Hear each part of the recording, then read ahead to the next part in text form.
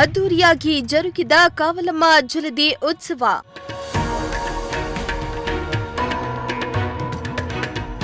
ಶಕ್ತಿ ದೇವತೆಯ ದರ್ಶನಕ್ಕೆ ಹರಿದು ಬಂದ ಭಕ್ತ ಸಾಗರ.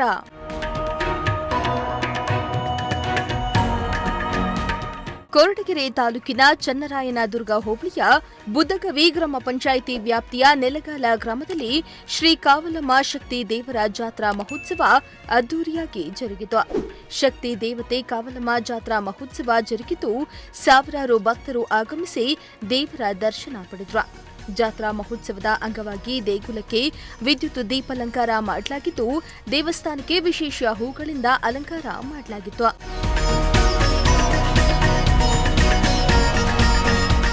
ಶಕ್ತಿ ದೇವತೆ ಜಲದಿ ಉತ್ಸವ ಹಾಗೂ ಜಾತ್ರಾ ಮಹೋತ್ಸವ ನಡೆದಿದ್ದು 9 ವರ್ಷಗಳ ಬಳಿಕ ಇತಿಹಾಸ ಸೃಷ್ಟಿಸಿದೆ. ಜಾತ್ರಾ ಮಹೋತ್ಸವದ ಅಂಗವಾಗಿ ಮರೆನಾಯಕನಹಳ್ಳಿ, ನೆಲಗಾಲ, ಸಿದ್ದರಬೆಟ್ಟ, ಮಾರಿಪಾಳ್ಯ, ಅನಪಲು, ಗಟ್ಟಿತಿಮ್ಮನಹಳ್ಳಿ ಸೇರಿ ಸುತ್ತಮುತ್ತಲ ಗ್ರಾಮಸ್ಥರಲ್ಲದೆ ರಾಜ್ಯದ ಮೂಲೆ ಮೂಲೆಯಿಂದ ಭಕ್ತರು ಆಗಮಿಸಿ ಭಕ್ತಿಯಲ್ಲಿ ಮಿಂದೆದ್ರು.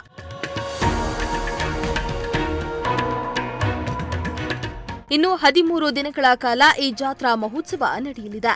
ದೇವರ ಉತ್ಸವ ಮೂರ್ತಿಯು ಆರತಿಗಳ ಸಮೇತವಾಗಿ ಶ್ರೀ ಬೊಮ್ಮಲಿಂಗೇಶ್ವರ ಸ್ವಾಮಿ ದೇವಾಲಯಕ್ಕೆ ಹೋಗಿ ಪೂಜೆ ಸಲ್ಲಿಸಿ ಎಡೆ ಪೂಜೆ ನೆರವೇರಿಸಿದ ಬಳಿಕ ಅಮ್ಮನವರಿಗೆ ಕಂಕಣ ಕಟ್ಟಿ ಜಾತ್ರಾ ಮಹೋತ್ಸವಕ್ಕೆ ಚಾಲನೆ ನೀಡಲಾಯಿತು. ವಾಡಿಕೆಯಂತೆ ಈ ಬಾರಿಯೂ ಅಮ್ಮನವರ ಉತ್ಸವ ಮೂರ್ತಿಯೊಂದಿಗೆ ಶ್ರೀ ಸಿದ್ದೇಶ್ವರ ಸ್ವಾಮಿ ತಪೋಭೂಮಿಯ ಬೆಟ್ಟವನ್ನ ಸುತ್ತಿದ್ದು ವಿಶೇಷವಾಗಿತ್ತು.